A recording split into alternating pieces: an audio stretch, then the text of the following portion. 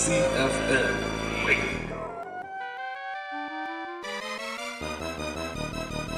CFM Radio, we are back. And we are here, live.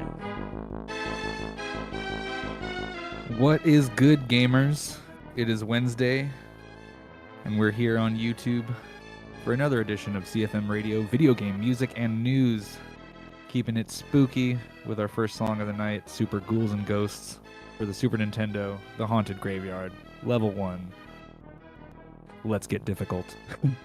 Absolutely, CFM Radio, video game, music, and news. If you're here, give us a like, drop a subscribe if you have not, and let us know that you're here in the chat. Come on, guys, let's go. CFM Radio, we got a nice show today. We got some Dragon Ball Sparking Zero impressions. We have a video game review by Drix, and we've got, of course, as always, video game music and news. But first, Drix, I gotta tell you, what a week for streaming over on CFM on Twitch. Yeah.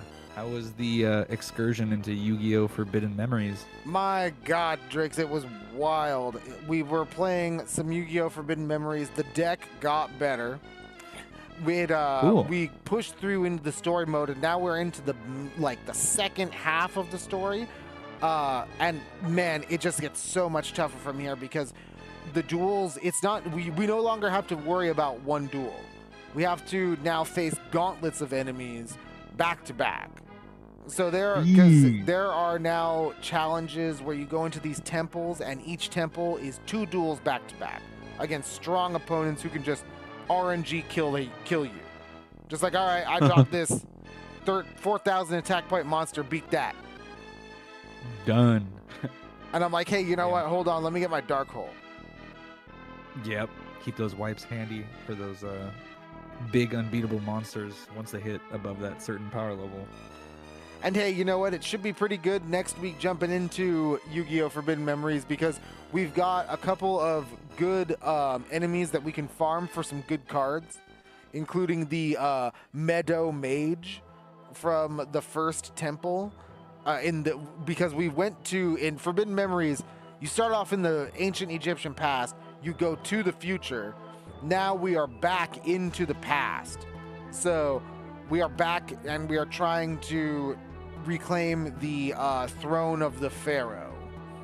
Yugi, we've got to go back to the future. Yugi, we got to go back. But that's Yu-Gi-Oh! Forbidden Memories. Can't wait till next week. And next week, Drix, I do believe it is a Mother Monday as well.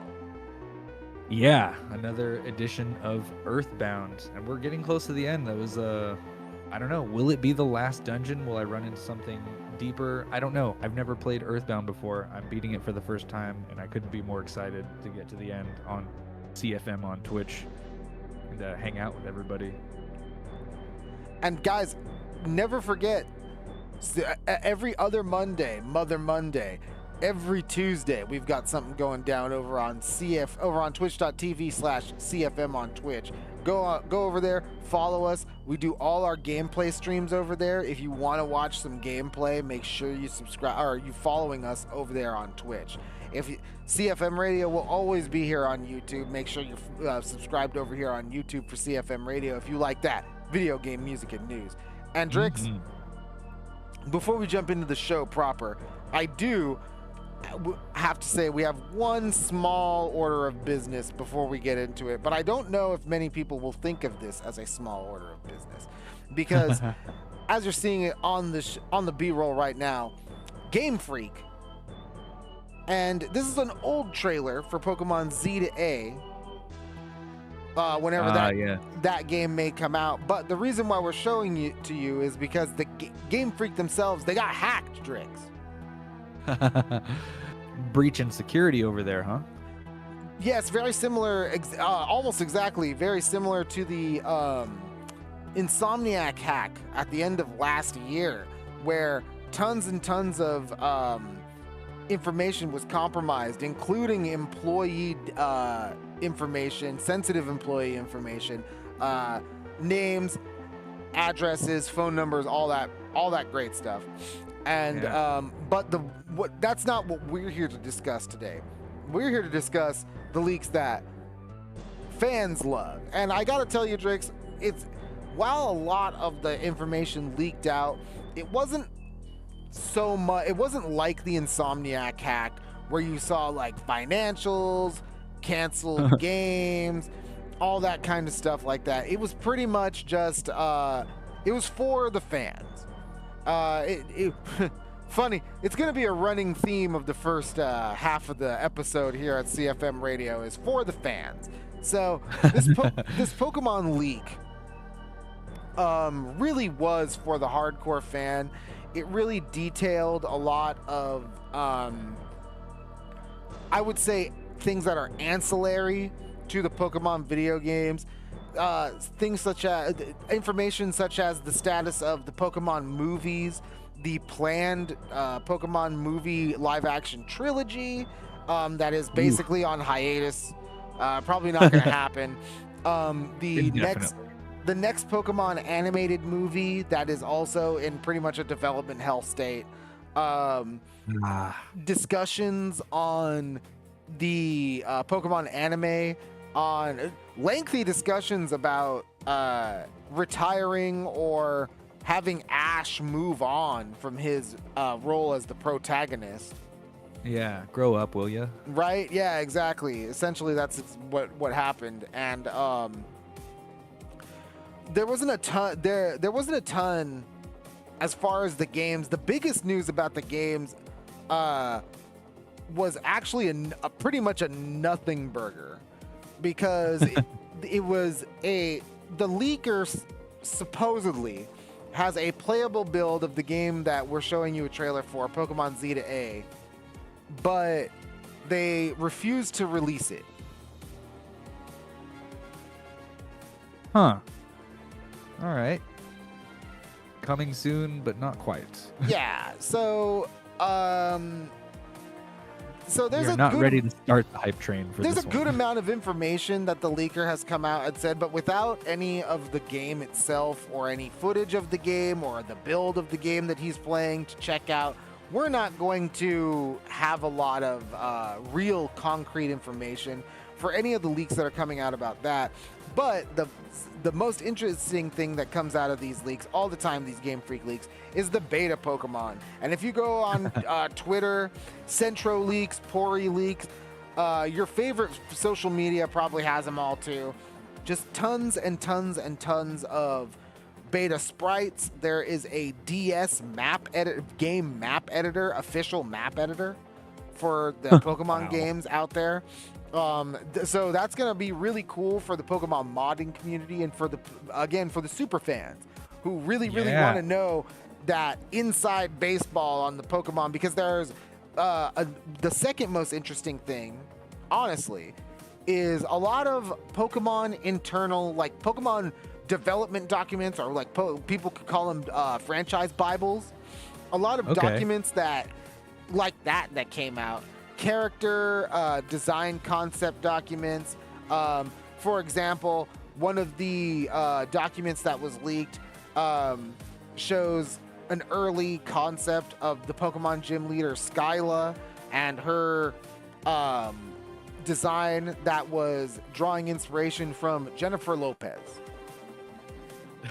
So yes, you've got that plus a lot of cool stuff in Pokemon lore and cosmology. So if you're, again, for the super fans, if you're really into the Pokemon leaks, Centro Leaks, Pori Leaks, all these guys, your favorite social media is going to have the Pokemon leaks. They're pretty cool. I think they're pretty awesome. Again, the most substantial thing is the beta sprites.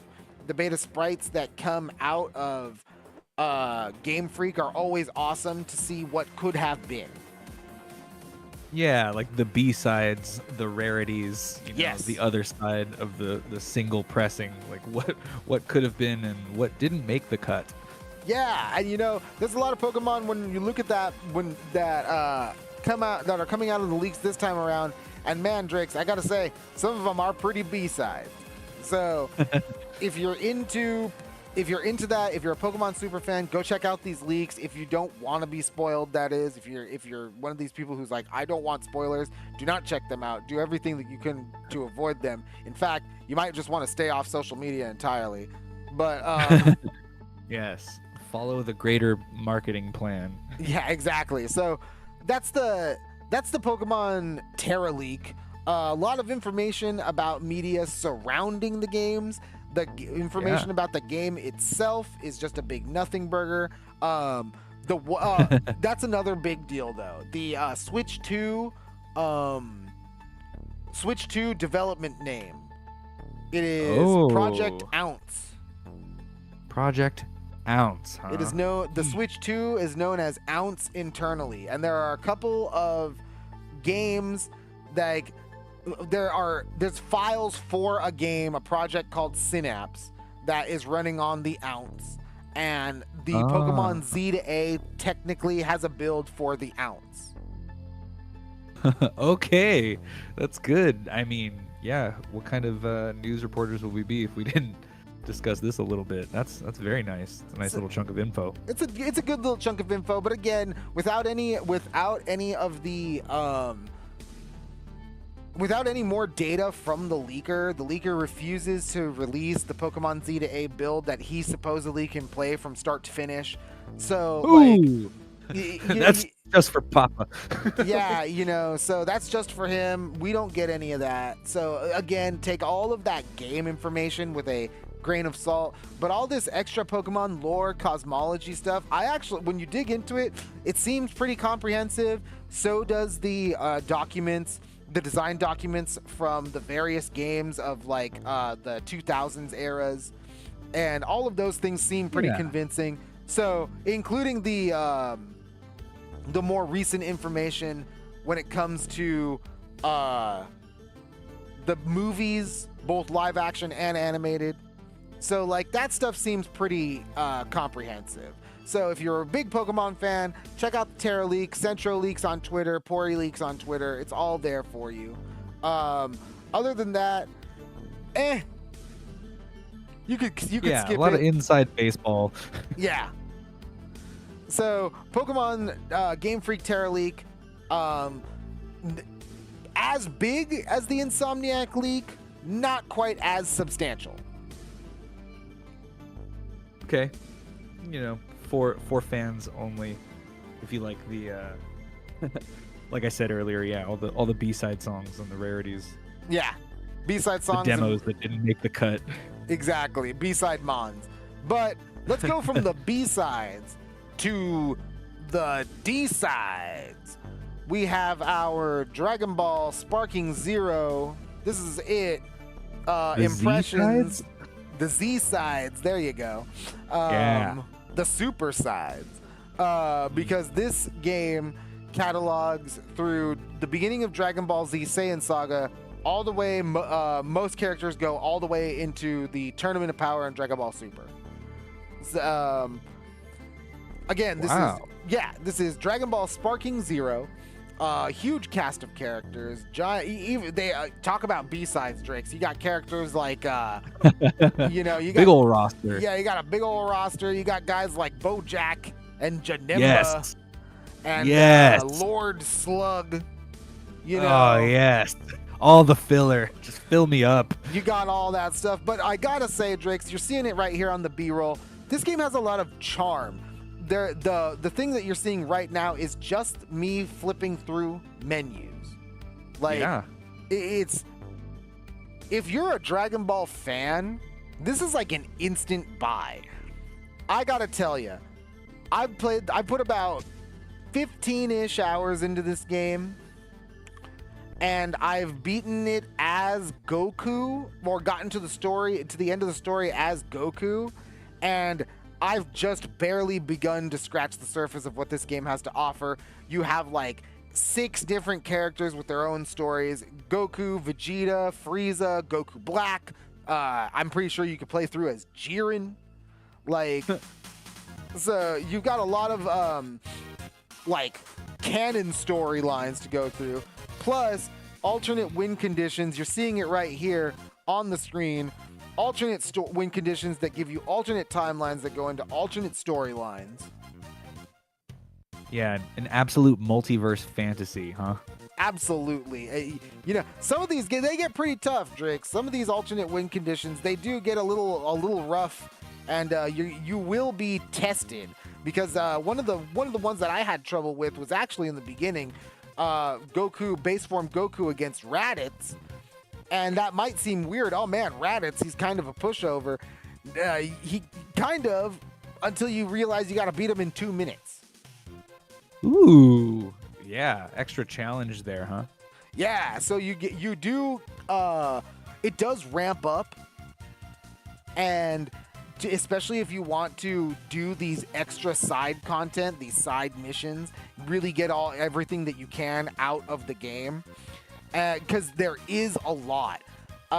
There isn't a ton of like nitty gritty exposition. Like, they skip a lot of the like Great Saiyaman stuff. They skip a lot of the filler arcs. Like, you don't play through any of the movies. Like, you're seeing me playing as Tapion right now, and you don't play through that movie. Yeah. You don't play through Lord Slug. You don't play through any of those movies.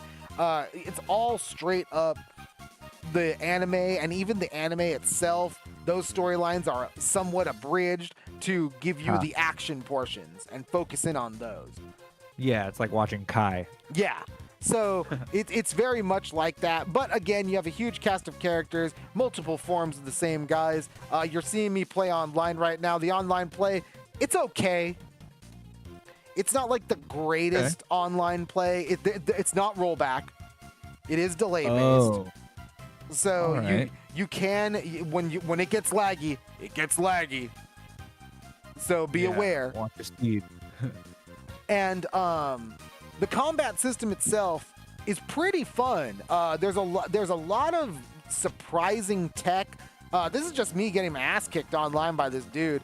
But like, yes. the more and more I'm finding, the more and more I play, the more and more I find out. The movement system is pretty free form. You can fly around just like in Dragon Ball. It feels pretty Budokai Tenkaichi 3.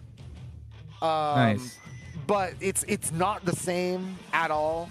One of the main ranked modes that people play, I guess the main ranked mode that people play is it's called a DP battle, which you have every character that you can play as has like a DP point associated with them, and you have a maximum of 15 points to make a team. So like, but that doesn't so you don't really want to put like a character like Janemba on your team because he costs like 9 points. But base form Goku, who can go to Super Saiyan God Goku, he's only like 4 points. Or like 5 points. So like, you can start off as like a lower form and like power up all the way and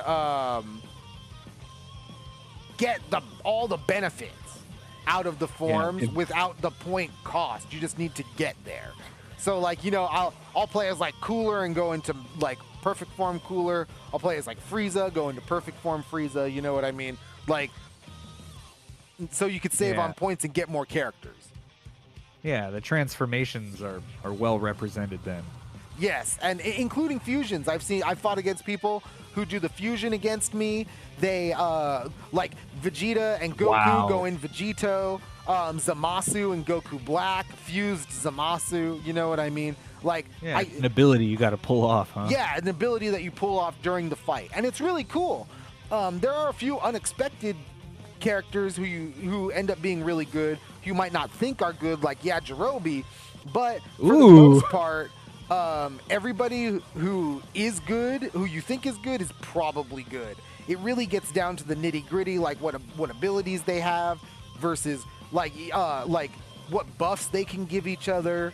Like, it really gets really right down to it when you right down to how you use the character outside of a couple of funny standouts, surprising standouts.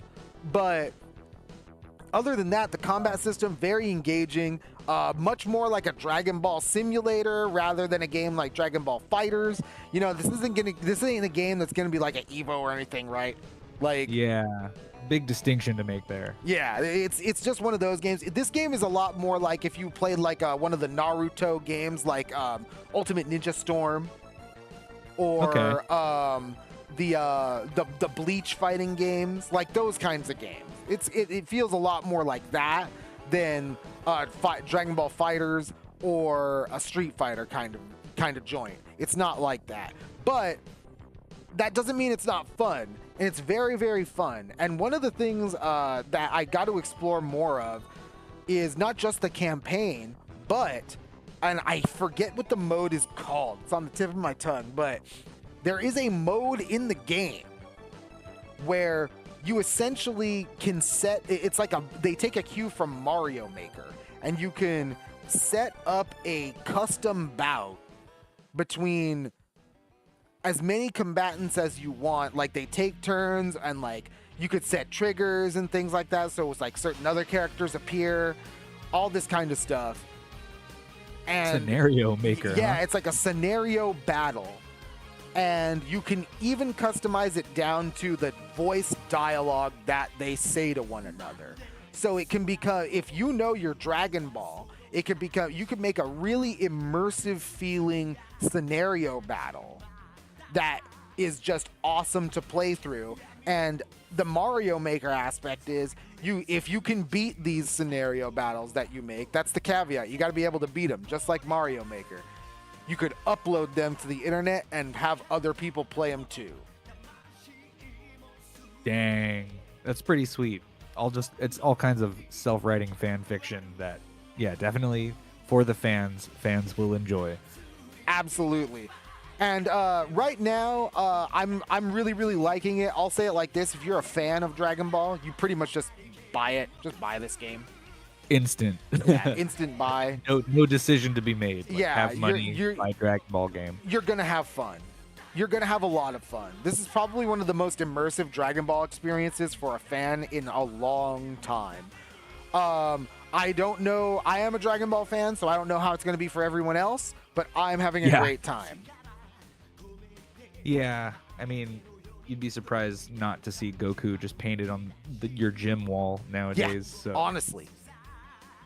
So yeah, I don't know. I think the smaller list is people who aren't Dragon Ball fans at certain ages and demographics. I'll tell you what, this game sold like 3 million in its first 24 hours.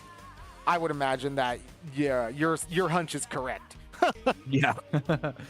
Yes, large swaths of young and old people. Yes, getting together and beating the shit out of each other in 0G. So, yep.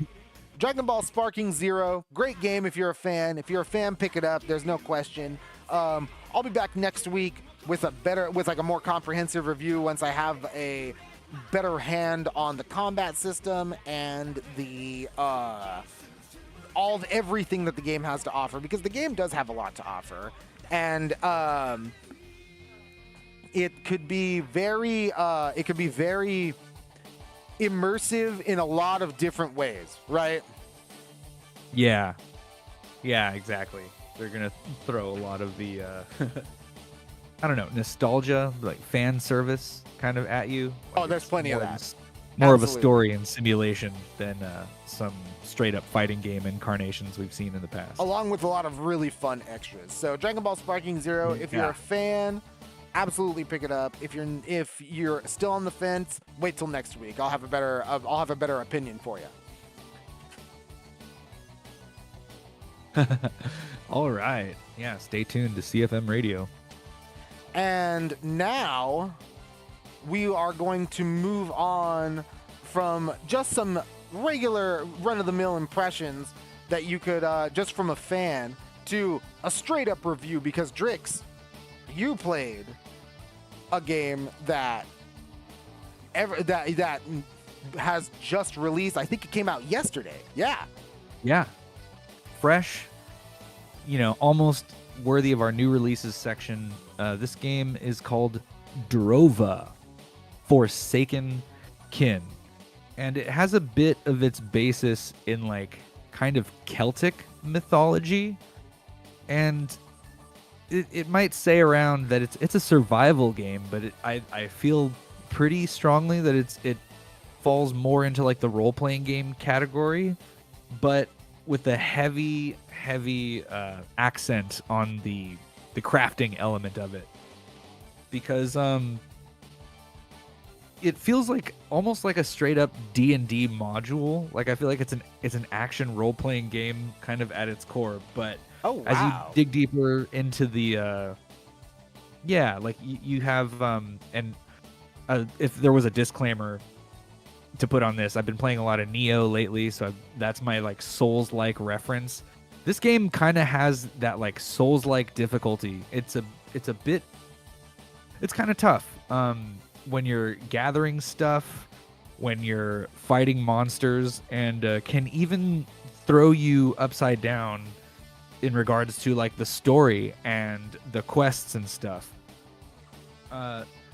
So the combat, so it's like Soulsy with, even though it's got this pixel 2D art style, like isometric pixel art style. Yeah, it definitely feels Soulsy. So I played it. It's for PC. I wouldn't be surprised if it came to console, but I was really digging the mouse and keyboard controls, because first off, there's an interesting perception mechanic where you hold the right mouse button and you kind of do like a D&D style perception check. So you can use this to like see behind like trees and like pillars, awesome. Walls, structures. It's honestly something I've never seen in a game before. And like I've played like Diablo 4 and like, you know, I haven't made it to Baldur's Gate 3 yet, but that's on my list. But it's something cool that like feels pretty unique to like a mouse. Like I don't know how that would play out on a controller.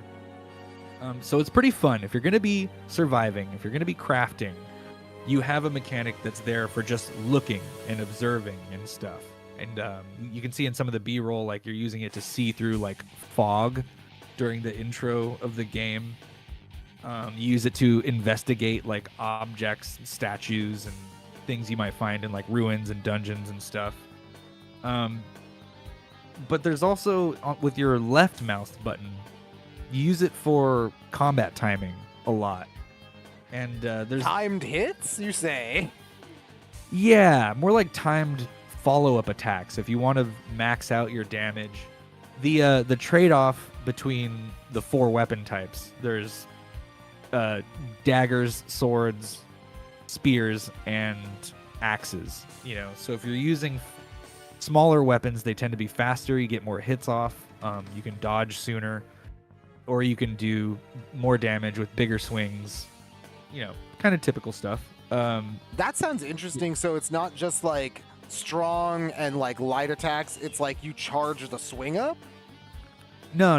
You have to hit the button for your next attack at the right time when it does the animation. Oh, I see. And then you get more. You kind of get combos. You get more attacks off faster, and you know usually you can dodge sooner if you're carrying like a lighter weapon. And then you can also try out combinations of like, you got ranged weapons, you got bows. You can actually hold a sling in one hand, so you can use, you know, a one-handed weapon and then like a sling with your right mouse button if you don't like, say, like the alternate attack option. It's usually like a stun or like a bash or a shove, a knockback with your, you know, your left mouse button's your main attack. So are you always like dual wielding? Kind of. Not just dual wielding like mouse buttons, but you can also switch between 2 weapon sets with the press of a button, like mid combat. So it's simple, but it's actually kind of deep. Like you'll want to try everything and see what feels good for your fights. So a lot of things about the game aren't very robust, but like simple and effective is the combat system. And like a lot of other things, like difficult, but difficult enough to be like rewarding, and you know, keep you coming back. And yeah. So is it like, so when you're, so if is it difficult like you're always dying, or is it difficult like I'm narrowly escaping that every time? Like, a little of both. It depends on where you're at. we're gonna do a tips article on this one on clusterfuckedmedia.com, but I'll try not to divulge too much. But one of the tips, it's even stated in the game, and the tips in the tutorial is stay on the trail. Like, if you're not ready for a fight, like, don't go wandering off into the wilds. I know there's herbs over there, and maybe some fishing spots. You use the spear for fishing. It's fun when you fish or mine and gather materials.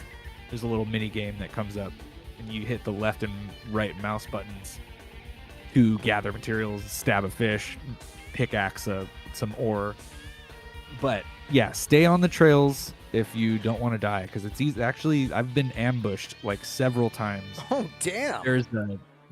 There's also different like factions at play. Every town you visit has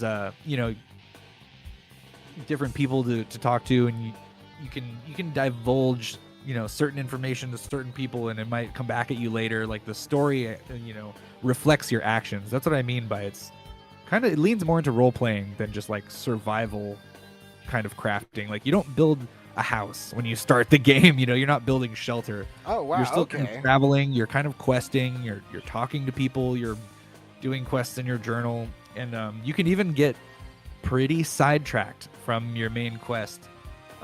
You say the wrong thing to the wrong person, and then you end up in a completely different place, and it's like, okay, now I have to deal with this. And it's a game that plays heavily into having like an Iron Man mode, where it's like you could be you could be save scum more often than not. You might want to save early and often, and then load your saves depending on the decisions you make and stuff like that. Which is kind of really like cool. like a stalker-esque, like that kind of survival experience mixed with like this like heavy RPG style progression system and like NPC interactions. So along with some mini games, it sounds like. So like how varied would you say is the gameplay overall? Yeah, it's like a good D&D campaign. There's like a exploration and like kind of a puzzle element. Then there's like the combat, and then it feels like every time you hit a town, it feels like a Dungeons and Dragons experience, where it's like, okay, like here we are, like you can talk to anybody, find out what's going on, go to the tavern, are there any rumors? And then there's the way you kind of learn things. You earn learning points, but in order to spend them, you need to find teachers. So it kind of leans even farther into the role-playing experience, where it's like, not only do I need to get the experience from combat, but I got to spend it. I have to find a person in town who can teach me how to be strong, who can teach me how to be fast, who can teach me how to get better with whatever weapons I like. And then, one of the first things you run into is crafting. So you can't even you're not just aimlessly trying to climb a tech tree and like gather the materials so you can get the next best stuff. There's always like that little social element to it. So you always need to be upgrading your map. You have to find somebody to help you upgrade your map, who drew a better map than the first crude map you got. So you're always making things, and you're always interacting with people. That's awesome. It always sounds like you're doing something. It sounds like the gameplay loop is pretty engaging. It sounds like the gameplay itself is pretty varied, especially since you're mixing crafting with heavy role playing. Not just like, oh hi, go do this quest for me, go kill 15 bears and give me like 3 sheeps. You know what I mean? It doesn't sound like that. It sounds like you're actually always a story tie-in. Yeah, exactly. So yeah, that sounds pretty great. The combat system looks pretty good too, from how we're seeing it in the B-roll here. It does seem pretty hectic. It seems like you can get jumped pretty easily. It seems like there's a lot of enemies on screen at a time. And I gotta ask, do the enemies attack each other? It looks like sometimes they can. Yeah, different monsters, they might have and start beef with each other. If you're fighting close enough to town, like people from the town and the citizens, the villagers, if you will, they'll jump in your combat scenarios. That's pretty cool. In case you get jumped, in case you get mobbed out in the wilds, you can always run back to town and get some support from some of the townspeople, and try not to, kill them or take their stuff in the process. So how big is how much exploration do you think you would get? How much How big is the world, would you say? You know, it's not robust like Skyrim or something like that. It's not Bethesda big. You feel like you can, if you wanted to, you can kind of run a couple laps around it, you know, in a gameplay session. But I've put about 12 hours into this, so it's like I haven't made it completely to the end. Like I haven't like aimlessly climbed up the skill trees because I've been kind of lost in the actual storytelling part of it, you know. I mean, but 12 hours, so that's no time to just shake a tail feather at, man. There's like that's a lot of time that you've been diving into this. So yeah, it's not like there's no time investment at all into this. So there's a lot to it then. There's like a lot you can be doing. The learning curve has only been fun so far though. Even like I wouldn't call it like a death fest, but like I said earlier, if you wander off the trail, man, or like follow the wrong person to the wrong place, then yeah, you can find yourself in some sticky situations. Well, man, that sounds pretty crazy. How about I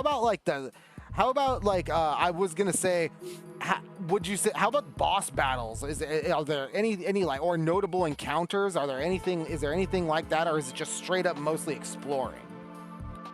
It feels mostly like exploring, unless you try all the quests and stuff. There's like an arena, which is a challenging climb if you're, you know, trying to be the best fighter in Drova.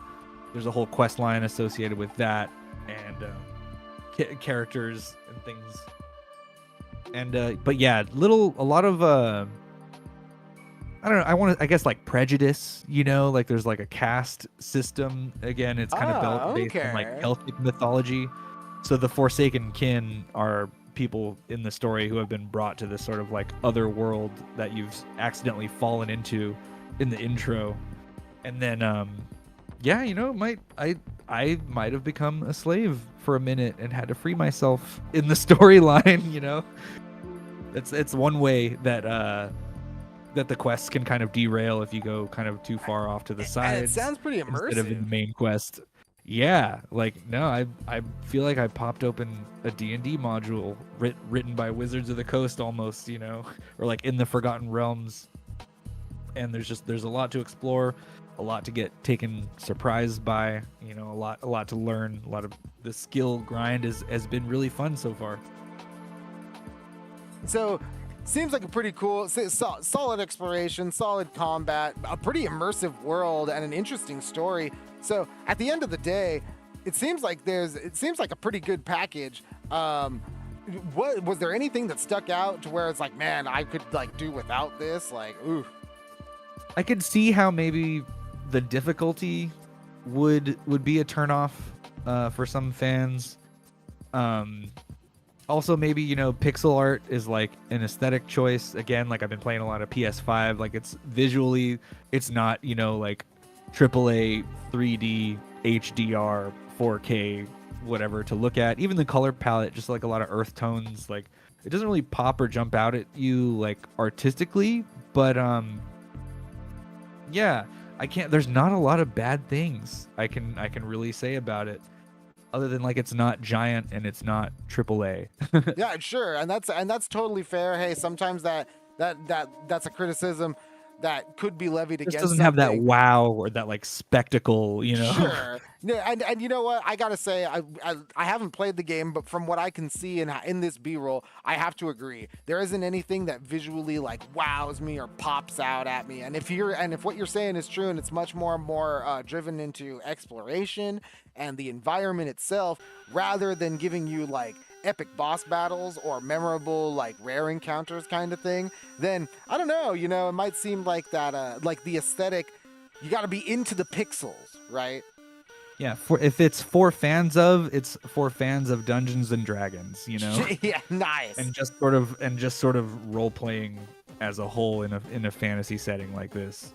And for everybody else, how would you what would you give this on the CFM scale 1 to 5? You know what? It hit with me a little bit. I'm giving it a 4. out of 5. Just because I'm kind of struggling to find anything bad or wrong with it. Like it's been a lot of fun. I'm kind of hooked into it. I'm not like addicted. I'm not glued to the screen, but there is a lot of great qualities about this game, and not a lot of bad I can even say about it. So 4 out of 5 from me, Drix. 4 out of 5 from Drix on CFM Radio. You heard it here first. That is Drova, Forsaken Kin. It is, Well, what great is it for out RPG fans who don't want to take turns and also like to play on mouse and keyboard. What are the platforms that it's out for? Just PC right now. Makes sense. Yeah. Mouse and keyboard. Makes sense. So that's Drova, Forsaken Kin. Yeah, PC, Steam. Drova, Forsaken Kin. Yeah, and yes, M. Stonewall C. It does kind of like has that Hades combat. Joseph Ledesma. Oh no, it's on the Switch too, actually. Oh, it is on the Switch. There you go. Hey, you can check it out on the Switch. So, Drova, Forsaken Kin on the Switch and PC right now. You can check it out. Just CFM came out Radio. yesterday. Drix gave it a 4 out of 5. And you know what? I gotta say, the combat does look pretty awesome. I love how it's really fast and it's pretty frantic. It looks like you can move pretty quickly, even though there's a lot of stuff going on. I really like that. Yeah, if you're not blocking, you're dodging. And we're going to take a short break, but right when we come back, we'll have a couple new releases, and then we'll get into some more we'll get into the video game news. Pretty light on news today, but should be good. Drix, what are we listening to? We're taking it all the way back to the Commodore 64. Oh. This is a game called Tales of Boone. This is the in-game background music. Tales of Boone, here it is, CFM Radio. We are live.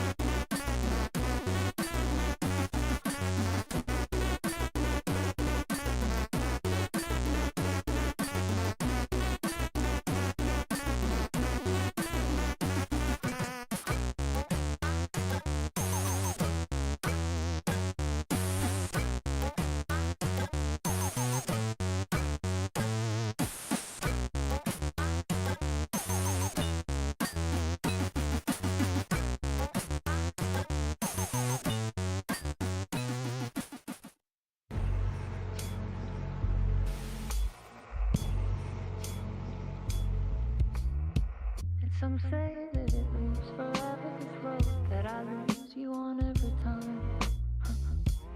Some say that it moves forever, this road. Some say that it moves forever, this road that I lose you on every time. Some say that it moves forever, this road. It's all meant for me, the man don't for you I see. Wake up, it's only a dream, a winding road. Now they're in my bed, inside the dark chamber of my head, where I flip you over until you bend this road. Oh, don't you ever, don't let me go forever. Play and pretend forever and ever. Wanting it to end. This message that you send to this world. It's just the beginning.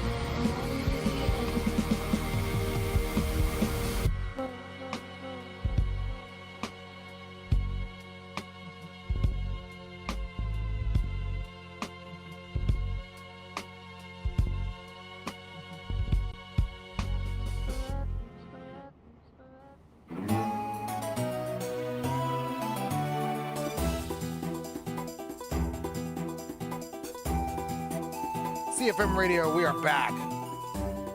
We are back. That was not as retro as the stuff I usually play. That was Alan Wake 2, a song called This Road, the Dark Chamber, because there's a few versions of that one. That was pretty good. Good time.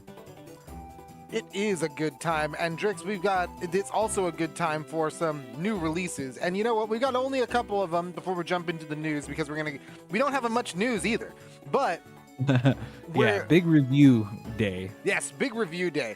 But the first new game, we can't ignore it, Drix. You know it, I know it, everybody knows it. It's getting crazy good reviews. It's Super Mario Party Jamboree. Yep. Your boy Mario, one of the biggest names in games, back with another party. Absolutely. His biggest party yet, as it were. And from the eShop page, quote, the Mario Party series is back and more jam-packed than ever, with over 110 mini-games, new online and offline modes, and plenty of customization choices. There's something for every kind of party-goer. And Drix, this does have a ton of online modes, and it features tons of online other features, including like a more competitive style of game and Jamboree Buddies, which are just characters who do more things with you on the map. Yeah, man, from some of the Nintendo Directs, it seems like there was some Battle Royale action going on too, just like masses of people gathering and mini-gaming it up. Hell yeah, and that's Super Mario Party Jamboree, and that hits the Nintendoswitch exclusively tomorrow, Thursday, October 17th. First party Nintendo, you know it's good to go. Absolutely. And next up, we have... Oh, well, here we go. We have... There it is. Teenage Mutant Ninja Turtles. Mutants Unleashed. From the PlayStation Store, quote, join the legendary Turtle Brothers straight from the sewer and slide into this new adventure of shell-shocking proportions with the help of April's insightful reports from the streets and Splinter's sage guidance. Gear up and fight crime in the epic saga of justice and chaos. Yeah, the latest rendition of the Turtles looks like straight out of the last movie. So, you know, Turtle fans rejoice. We're getting another video game. And it's a 3D co-op beat 'em up, and it hits PS5, PS4, Xbox PC, Xbox One, Xbox Series consoles, and PC and Switch this Friday, October 18th. Seems like another game to gather a bunch of people together and hang out with. Yeah, it's not the pixel art, you know, Shredder's Revenge 2D beat 'em up that we saw, which got more characters. Yeah, which actually has some DLC and new content for it too. So yeah, a couple of lizards I heard, geckos even. But this one is Teenage Mutant Ninja Turtles Mutants Unleashed. It's for all modern platforms. You can get it on Friday, October 8th or 18th. And we're just going to go right into the news right now, Drix, because I know I can't wait when I hear something like this, because it's so very few times that you hear a developer say that they prefer Xbox over all other platforms. It's not something we usually hear here on CFM Radio. So, yeah, you got to listen to all sides. This website, gamersocialclub.ca, caught up with the developers of Arrow 2. It is a rhythm / shooting game hybrid, and Drix, it looks like the next level of Rez if you're one of the old head like us. Like, oh yeah, visually stunning rhythm shooting. Yes. So, these guys, this interview over on the Gaming Social Club, they've got a lot of good information here about how they took these two genres, mixed them together. But Drix, here's what we're gonna zero in on, because it's this question right here. Quote from the interviewer: "I'd be remiss to not ask about the Xbox decision. There's been a fair bit of chatter in the gaming sphere about it not about it being extra tough for indies on the Xbox platform these days without a Game Pass deal. I've spoken to other developers who say it's a bit overblown in their experiences, while others say it's reality. You've decided to make Arrow 2 Xbox exclusive. Disclaimer, it's coming to Steam soon as well, and you are doing so without a Game Pass deal. I know you can't speak for others, but in your experience, what made you go that route? And here's from the dev, quote, being totally frank, Xbox was by far the most successful platform for the first Arrow.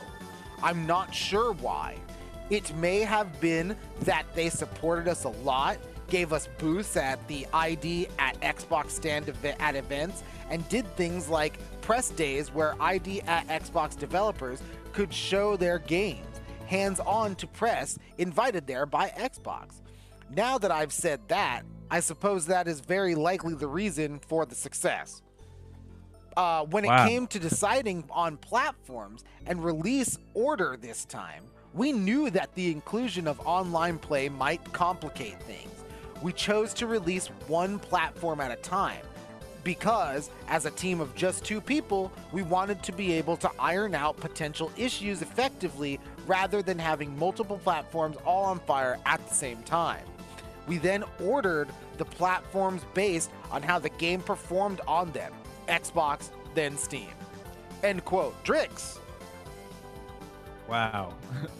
That all sounds pretty smart for a team of 2 people. Team of 2 people. And you know what? They can say whatever they want to say. I don't know if you could say these other underperforming games, like, it might not be from this generation, but let's just take Quantum Break. Quantum Break was an Xbox first-party exclusive game. It didn't, catch a ton of headwind. These guys, they say by far the most successful platform for the first Arrow was Xbox. And this is without a Game Pass deal. And they got press, but I never heard about that. Good press. I never heard about the game. Same actually. Maybe it was just within the, Xbox community itself. Maybe the employees at Microsoft really liked it or something. And they all got it for their home consoles. But you know what? That's enough Microsoft employees. Or whoever works at the conventions and stuff, Gamescom and what have you. It would be funny if it was just sort of like the industry that picked up on it and they happen to be playing it on Xbox. But the reasoning behind it makes sense. The first one sold the best on the Xbox. Maybe it was because of the press, but either way, that's why we stuck with it. We'll sell the copies here. And then on top of it, the further reasoning later. Further reasoning was perfectly sound as well. We're a team of 2 people. We don't want a bunch of platforms on fire. Yeah. We're just going to handle, these things one at a time. We don't want to feel overworked, everything is bad at once. Let's get it going on one thing, and then we'll get it going on another. Right.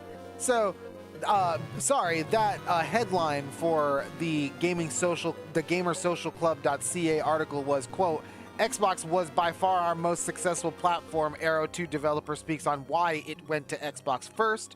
So says right there in the headline, why they went to Xbox first. Was the most successful platform. Didn't want multiple problems on multiple different platforms. Thinking forward, 2-man team, man, you got to have a sound plan. Yeah. No, that all sounds very smart. Very demure, very mindful. Yes, very demure, very mindful.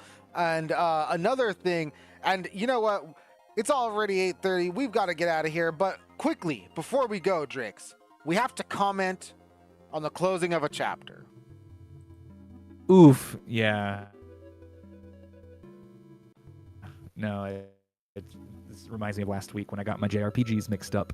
Yeah, hey, how could you? How could you? Especially since this is the one where we have to talk about, we have the Final Fantasy alumni right here in this new game, Fantasian Neo Dimension from Square Enix. And Drix, legendary composer Nobuo Uematsu of Final Fantasy music titan. Yep. You know, Only reason I like classical music. you know, Drix, he literally just casually announced his retirement in a new short video on the official Twitter page. Wow. Yeah, he's showing signs that it's not all fun and games writing music for video games. It requires a substantial amount of effort. And, Right. You know, I can only imagine like production notes going back and forth and this or that from entities as large as game companies trying to make something as creative as music. Right. And you know, you might just think that it's just one like small piece of a big picture or whatever, but fact of the matter is Nobuo Uematsu is a world-renowned composer. Distant Worlds happens every year. It's It's essentially beautiful. a celebration of his music. And again, from his video, quote, "This is my final project as a composer of video game music." Wow. Yeah, you hear it right there. from Right him. there. So many legendary works. I mean, from a musician's standpoint, I hope to hear a little bit more from his band, the Black Mages, if at all possible. But we'll see. We'll see what he has time for in his schedule. Just, you know, relax, retire. Yep. Be renowned. Hey man, for- you know what? He's paid his dues, I say. Yeah, he shouldn't have to work ever again. But that game is a Fantasian Neo Dimension. It comes out this December 5th. Yes, it is not Metaphor Re-Fantasio. No. Fantasio. That's not what I thought it It is was not last Metaphor. week on last week's new releases, but this is Fantasian Neo Dimension, where you can spin your attacks like a frisbee. So not only am I'm excited for the music, I'm actually excited to play the game too. Hey, you know what? Me too, Drix. Especially knowing that this is Nobuo Uematsu's last video game composition work. I mean, seems like something you at least have to give it a shot, right? Yeah, no, like the Dragon Ball Z Sparking Zero game, just insta buy. Just shut up and take my money. Here's a blank check, write any amount on it. Like, here we go. Let's do this. And folks, speaking of doing this, we have done it again this week for CFM Radio. That's it for us here. We are exiting on a lovely little pixel number here. Drix, what is this? We're coming out of it pretty quick. The translation, it's only released in Japan, a Japanese game called The Frog for Whom the Bell Tolls for the Game Boy, the main theme of The Prince's Adventure. The Frog for Whom the Bell Tolls on Game Boy. Yep. That is an excellent track to end it on. We love our obscure tracks here on CFM Radio, and we hope you love them too. Yes, sir. Be sure to keep it tuned here every Wednesday. For the rest of October, I'll be playing spooky stuff. For the rest of October, we are going to go full spooky mode. Make sure you've got us subscribed here on YouTube, youtube.com/clusterfuckedmedia. Make sure you are following us over on Twitch, twitch.tv/CFM on Twitch. And you know what? All of our socials, Clusterfucked Media, FUKT Media. That's all for Instagram and TikTok. Instagram, TikTok, Facebook, all the good stuff. And that's it for us, Drix. Yep. Thanks for stopping by to talk video game music and news with us, and we hope to see you again this Wednesday, every Wednesday, all the Wednesdays. Every You're all my Wednesday. dudes. Thank you, beautiful viewers, everybody who came to us, everyone who chatted, Joseph Ledesma, M. Stonewall C. Thank all of you guys. We'll see you next week. CFM out.